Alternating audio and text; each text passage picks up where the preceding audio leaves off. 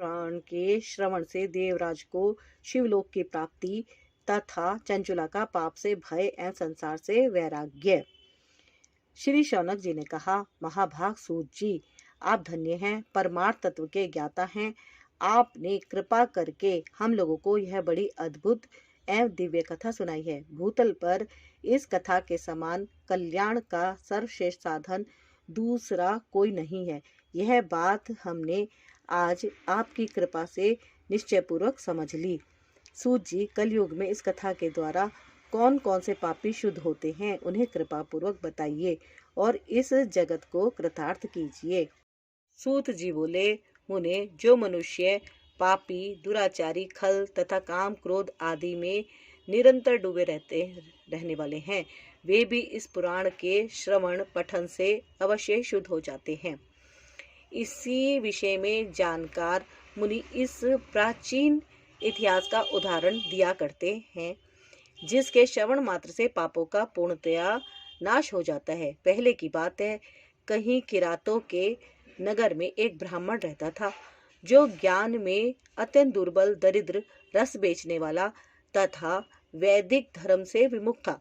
वह स्नान, संध्या आदि कर्मों से भ्रष्ट हो गया था और वेश्यावृत्ति में तत्पर रहता था। उसका नाम था देवराज। वह अपने ऊपर विश्वास करने वाले लोगों को ठगा करता था। उसने ब्राह्मणों, क्षत्रियों, वैश्यों, शूद्रों तथा दूसरों को भी अनेक बहानों से मारकर उन सब का धन हड़प लिया था, परंतु उस पापी का थोड़ा सा भी धन कभी धर्म के काम में नहीं लगा था। वह वैश्यागामी तथा सब प्रकार से आचार भ्रष्ट था। एक दिन घूमता घामता वह देवयोग से प्रतिष्ठानपुर झूसी प्रयाग में जा पहुंचा। वहां उसने एक शिवालय देखा, जहां बहुत से साधु महात्मा एकत्र हुए थे। देवराज उस शिवालय में ठहर गया, किंतु वहां उस ब्राह्मण को ज्वर आ गया। उस ज्वर से उसको बड़ी पीड़ा होने लगी। वहां एक ब्राह्मण देवता शिव पुराण की कथा सुना रहे थे। ज्वर में पड़ा हुआ देवराज ब्राह्मण के मुखारविंद से निकली हुई उस शिव कथा को निरंतर सुनता रहा। 1 मास के बाद वह ज्वर से अत्यंत पीड़ित होकर चल बसा। यमराज के दूत आए और उसे पाशों में बांधकर बलपूर्वक यमपुरी ले गए। इतने में ही शिवलोक से भगवान शिव के पार्षद गण आ गए। उनके गौर अंग कर्पूर के समान उज्जवल थे, हाथ त्रिशूल से सुशोभित हो रहे थे। उनके संपूर्ण अंग भस्म से उद्भासित थे और रुद्राक्ष की मालाएं उनके शरीर की शोभा बढ़ा रही थी। वे सब के सब क्रोधपूर्वक यमपुरी में गए और यमराज के दूतों को मार पीट कर बारंबार धमका कर उन्होंने देवराज को उनके चंगुल से छुड़ा लिया और अत्यंत अद्भुत विमान पर बिठाकर जब वे शिवदूत कैलाश जाने को उद्यत हुए, उस समय यमपुरी में बड़ा भारी कोलाहल मच गया। उस कोलाहल को सुनकर धर्मराज अपने भवन से बाहर आए।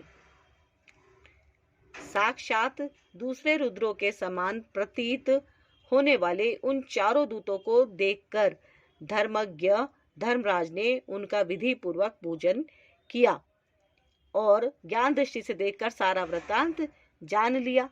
उन्होंने भय के कारण भगवान शिव के उन महात्मा दूतों से कोई बात नहीं पूछी, उल्टे उन सब की पूजा एवं प्रार्थना की। तत्पश्चात वे शिवदूत कैलाश को चले गए और वहां पहुंचकर उन्होंने उस ब्राह्मण को दया सागर सांब शिव के हाथों में दे दिया। शौनक जी ने कहा, महाभाग सूत जी, आप सर्वज्ञ हैं। महामते, आपकी कृपा प्रसाद से मैं बारंबार कृतार्थ हुआ। इस इतिहास को सुनकर मेरा मन अत्यंत आनंद में निमग्न हो रहा है। अतः अब भगवान शिव में प्रेम बढ़ाने वाली शिव संबंधी दूसरी कथा को भी कहिए। श्री सुख जी बोले, शौनक सुनो, मैं तुम्हारे सामने गोपनीय कथा वस्तु का भी वर्णन करूंगा, क्योंकि तुम शिव भक्तों में अग्रणी तथा वेद वेताओं में श्रेष्ठ हो। समुद्र के निकटवर्ती प्रदेश में एक वाशकल नामक ग्राम है वो, जहाँ वैदिक धर्म से विमुख महापापी द्विज निवास करते हैं। वे सब के सब बड़े दुष्ट हैं। उनका मन दूषित विषय भोगों में ही लगा रहता है। वे ना तो देवताओं पर विश्वास करते हैं, ना भाग्य पर। वे सभी कुटिल वृत्ति वाले हैं, किसानी करते और भांति भांति के घातक अस्त्र शस्त्र रखते हैं। वे व्यभिचारी और खल हैं। ज्ञान, वैराग्य तथा सत्कर्म का सेवन ही मनुष्य के लिए परम पुरुषार्थ है। इस बात को वो बिल्कुल भी नहीं जानते हैं। वे सभी पशु बुद्धि वाले हैं। जहाँ के द्विज ऐसे हों, वहाँ के अन्य वर्णों के विषय में क्या कहा जाए। अन्य वर्णों के लोग भी उन्हीं की भांति कुत्सित विचार रखने वाले, स्वधर्म विमुख एवं खल हैं। वे सदा कुकर्म में लगे रहते हैं और सत्य विषय भोगों में ही डूबे रहते हैं। वहाँ की सब स्त्रियां भी कुटिल स्वभाव की, स्वेच्छाचारिणी, पापासक्त, कुत्सित विचार वाली और व्यभिचारिणी हैं। वे सद्व्यवहार तथा सदाचार से सर्वथा शून्य हैं। इस प्रकार वहाँ दुष्टों का ही निवास है। उस वाशकल नामक ग्राम में किसी समय एक बिंदुक नामधारी ब्राह्मण रहता था। वह बड़ा अधम था, दुरात्मा और महापापी था। यद्यपि उसकी स्त्री बड़ी सुंदर थी, तो भी वह कुमार्ग पर ही चलता था। उसकी पत्नी का नाम चंचुला था। या वह सदा उत्तम धर्म के पालन में लगी रहती थी, तो भी उसे छोड़कर वह दुष्ट ब्राह्मण वैश्यगामी हो गया था।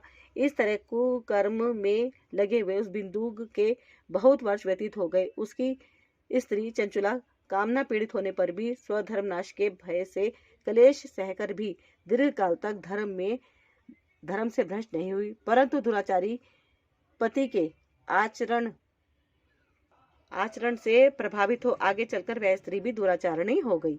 इस तरह दुराचार में डूबे हुए उन मूढ़ चित्त वाले पति पत्नी का बहुत सा समय व्यर्थ हो गया। तदंतर शूद्र जातीय वैश्या का पति बना हुआ वह दूषित बुद्धि वाला दुष्ट ब्राह्मण बिंदुक समय अनुसार मृत्यु को प्राप्त हो नरक में जा पड़ा। बहुत दिनों तक नरक के दुख भोग कर वह मूढ़ बुद्धि पापी विंध्य पर्वत पर भयंकर पिशाच हुआ। इधर उस दुराचारी पति बिंदुक के मर जाने पर वह मूढ़ हृदया चंचुला बहुत समय तक पुत्रों के साथ अपने घर में ही रही। एक दिन देवयोग से किसी पुण्य पर्व के आने पर वह स्त्री भाई बंधुओं के साथ गोकर्ण क्षेत्र में गई। तीर्थ यात्रियों के संग से उसने भी उस समय जाकर किसी तीर्थ के जल में स्नान किया। फिर वह साधारणतया मेला देखने की दृष्टि से बंधुजनों के साथ यत्र तत्र घूमने लगी। घूमती घामती किसी देव मंदिर में गई और वहां उसने एक देवज्ञ ब्राह्मण के मुख से भगवान शिव की परम पवित्र एवं मंगलकारिणी उत्तम पौराणिक कथा सुनी। कथावाचक ब्राह्मण कह रहे थे कि जो स्त्रियां पर पुरुषों के साथ व्यभिचार करती हैं, वे मरने के बाद जब यमलोक में जाती हैं, तब यमराज के दूत उनकी योनि में तपे हुए लोहे का परीख डालते हैं। पौराणिक ब्राह्मण के मुख से यह वैराग्य बढ़ाने वाली कथा सुनकर चंचुला भय से व्याकुल हो वहां कांपने लगी। जब कथा समाप्त हुई और सुनने वाले सब लोग वहां से बाहर चले गए, तब भयभीत नारी एकांत में शिव पुराण की कथा बांटने वाले उन ब्राह्मण देवता से बोली। चंचुला ने कहा, ब्राह्मण, मैं अपने धर्म को नहीं जानती थी, इसलिए मेरे द्वारा बड़ा दुराचार हुआ है। स्वामिन, मेरे ऊपर अनुपम कृपा करके आप मेरा उद्धार कीजिए। आज आपके वैराग्य रस से ओतप्रोत इस प्रवचन को सुनकर मुझे बड़ा भय लग रहा है। मैं कांप उठी और मुझे इस संसार से वैराग्य हो गया है। मुझ मूढ़ चित्त वाली पापनी को धिक्कार है। मैं सर्वथा निंदा के योग्य हूँ, कुत्सित विषयों में फंसी हुई हूँ और अपने धर्म से विमुख हो गई हूँ। हाय, न जाने किस किस घोर कष्टदायक दुर्गति में मुझे पड़ना पड़ेगा और वहां कौन बुद्धिमान पुरुष कुमार्ग में मन लगाने वाली मुझ पापनी का साथ देगा। मृत्यु काल में उन भयंकर यमदूतों को मैं कैसे देखूंगी, जब वे बलपूर्वक मेरे गले में फंदे डालकर मुझे बांधेंगे। तब मैं कैसे धीरज धारण कर सकूंगी। नरक में जब मेरे शरीर के टुकड़े टुकड़े किए जाएंगे, उस समय विशेष दुख देने वाली उस महायातना को मैं कैसे सह सकूंगी। हाय, मैं मारी गई, मैं जल गई, मेरा हृदय विदीर्ण हो गया और मैं सब प्रकार से नष्ट हो गई, क्योंकि मैं हर तरह से पाप में डूबी रही हूँ। ब्राह्मण, आप ही मेरे गुरु, आप ही माता और आप ही पिता हैं। आपकी शरण में आई हूँ, मुझे दीन अबला का आप ही उद्धार कीजिए। सूत जी कहते हैं, शौनक इस प्रकार खेद और वैराग्य से युक्त हुई चंचुला ब्राह्मण देवता के दोनों चरणों में गिर पड़ी। तब उन बुद्धिमान ब्राह्मण ने कृपा पूर्वक उसे उठाया और इस प्रकार कहा। चंचुला की प्रार्थना से ब्राह्मण का उसे पूरा शिव पुराण सुनाना और समय अनुसार शरीर छोड़कर शिवलोक में जा चंचुला का पार्वती जी की सखी एवं ब्राह्मण बोले, नारी सौभाग्य की बात है कि भगवान शंकर की कृपा से शिव पुराण की इस वैराग्य युक्त कथा को सुनकर तुम्हें समय पर चेत हो गया है। ब्राह्मण पत्नी, तुम डरो मत, भगवान शिव की शरण में जाओ। शिव की कृपा से सारा पाप तत्काल नष्ट हो जाता है। मैं तुमसे भगवान शिव की कीर्ति कथा से युक्त उस परम वस्तु का वर्णन करूंगा जिससे तुम्हें सदा सुख देने वाली उत्तम गति प्राप्त होगी। शिव की उत्तम कथा सुनने से ही तुम्हारी बुद्धि इस तरह पश्चाताप से युक्त एवं शुद्ध हो गई है, साथ ही तुम्हारे मन में विषयों के प्रति वैराग्य हो गया है। पश्चाताप ही पाप करने वाले पापियों के लिए सबसे बड़ा प्रायश्चित है। सत्पुरुषों ने सबके लिए पश्चाताप को ही समस्त पापों का शोधक बताया है। पश्चाताप से ही पापों की शुद्धि होती है। जो पश्चाताप करता है वही वास्तव में पापों का प्रायश्चित करता है, क्योंकि सत्पुरुषों ने समस्त पापों की शुद्धि के लिए जैसे प्रायश्चित का उपदेश किया है वह सब पश्चाताप से संपन्न हो जाता है। जो पुरुष विधि पूर्वक प्रायश्चित करके निर्भय हो जाता है पर अपने कुकर्म के लिए पश्चाताप नहीं करता, उसे प्राय उत्तम गति नहीं प्राप्त होती, परंतु जिसे अपने कुकृत्य पर हार्दिक पश्चाताप होता है वह अवश्य उत्तम गति का भागी होता है, इसमें संशय नहीं है। इस शिव पुराण की कथा सुनने से जैसी चित्त शुद्धि होती है वैसी दूसरे उपायों से नहीं होती। जैसे दर्पण साफ करने पर निर्मल हो जाता है, उसी प्रकार इस शिव पुराण की कथा से चित्त अत्यंत शुद्ध हो जाता है, इसमें संशय नहीं है। मनुष्यों के शुद्ध चित्त में जगदम्बा पार्वती सहित भगवान शिव विराजमान रहते हैं। इससे वह विशुद्धात्मा पुरुष श्री सांब सदाशिव के पद को प्राप्त होता है। इस उत्तम कथा का श्रवण समस्त मनुष्यों के लिए कल्याण का बीज है। अतः यथोचित शास्त्रोक्त मार्ग से इसकी आराधना अथवा सेवा करनी चाहिए। यह भव बंधन रूपी रोग का नाश करने वाली भगवान शिव की कथा को सुनकर फिर अपने हृदय में उसका मनन एवं निध्यासन करना चाहिए। इससे पूर्णतः चित्त शुद्धि हो जाती है। चित्त शुद्धि होने से महेश्वर की भक्ति अपने दोनों पुत्रों ज्ञान और वैराग्य के साथ निश्चय ही प्रकट होती है। तत्पश्चात महेश्वर के अनुग्रह से दिव्य मुक्ति प्राप्त होती है, इसमें संशय नहीं है। जो मुक्ति से वंचित है उसे पशु समझना चाहिए, क्योंकि उसका चित्त माया के बंधन में आसक्त है, वह निश्चय ही संसार बंधन से मुक्त नहीं हो पाता। ब्राह्मण पत्नी, इसलिए तुम विषयों से मन को हटा लो और भक्ति भाव से भगवान शंकर की इस परम पावन कथा को सुनो। परमात्मा शंकर की इस कथा को सुनने से तुम्हारे चित्त की शुद्धि होगी और इससे तुम्हें मोक्ष की प्राप्ति हो जाएगी। जो निर्मल चित्त से भगवान शिव के चरणार बिंदों का चिंतन करता है उसकी एक ही जन्म में मुक्ति हो जाती है। यह मैं तुमसे सत्य कहता हूँ। सूत जी कहते हैं, शौनक, इतना कहकर वे शेष शिव भक्त ब्राह्मण चुप हो गए। उनका हृदय करुणा से आर्द्र हो गया था। वे सुचित महात्मा भगवान शिव के ध्यान में मग्न हो गए। तदंतर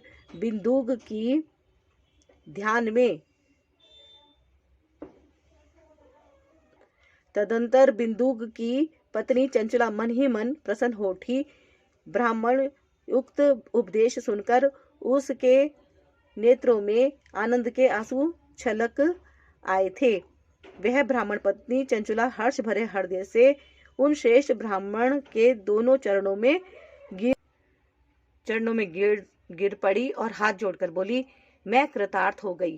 तत्पश्चात उठकर वैराग्य युक्त उत्तम बुद्धि वाली वह स्त्री जो अपने पापों के कारण आतंकित थी, उन महान शिव भक्त ब्राह्मण से हाथ जोड़कर गदगद वाणी में बोली। चंचुला ने कहा, ब्राह्मण शिव भक्तों में श्रेष्ठ स्वामीन, आप धन्य हैं, परमार्थदर्शी हैं और सदा परोपकार में लगे रहते हैं, इसलिए श्रेष्ठ साधु पुरुषों में प्रशंसा के योग्य है।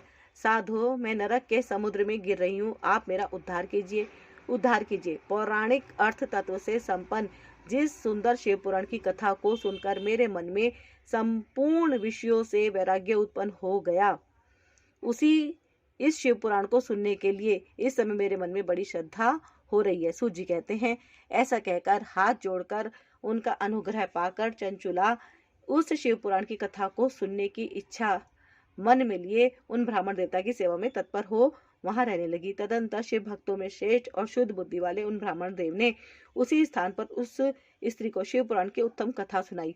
इस प्रकार उस गोकर्ण नामक महाक्षेत्र में उन्हीं श्रेष्ठ ब्राह्मण से उसने शिव पुराण की वह परम उत्तम कथा सुनी, जो भक्ति, ज्ञान और वैराग्य को बढ़ाने वाली तथा मुक्ति देने वाली है। उस परम उत्तम कथा को सुनकर वह ब्राह्मण पत्नी अत्यंत कृतार्थ हो गई। उसका चित्त शीघ्र ही शुद्ध हो गया। फिर भगवान शिव के अनुग्रह से उसके हृदय में शिव के सगुण रूप का चिंतन होने लगा। इस प्रकार उसने भगवान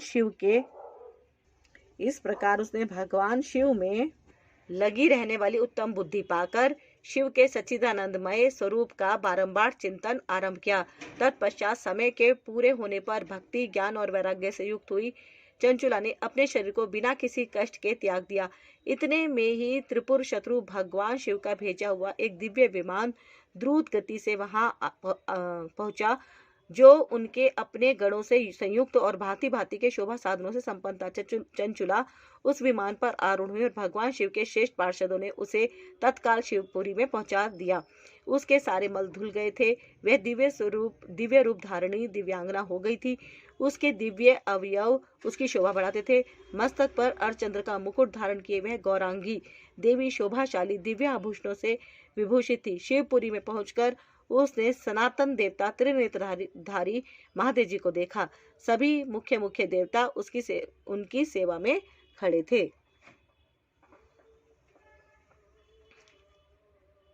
गणेश, भृंगी, नंदीश्वर तथा वीरभद्रेश्वर आदि उनकी सेवा में उत्तम भक्ति भाव से उपस्थित थे।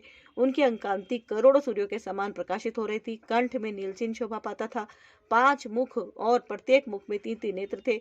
मस्तक पर अर्धचंद्राकार मुकुट शोभा देता था। उन्होंने अपने वामांग भाग में गौरी देवी को बिठा रखा था, जो विद्युत पुंज के समान प्रकाशित थी। गौरीपति महादेव जी की कांति कर्पूर के समान गौर थी। उनका सारा शरीर श्वेत भस्म से भासित था। शरीर पर श्वेत वस्त्र शोभा पा रहे थे। इस प्रकार परम उज्ज्वल भगवान शंकर का दर्शन करके वह ब्राह्मण पत्नी चंचुला बहुत प्रसन्न हुई। अत्यंत प्रीतियुक्त होकर उसने बड़ी उतावली के साथ भगवान को बारंबार प्रणाम किया। फिर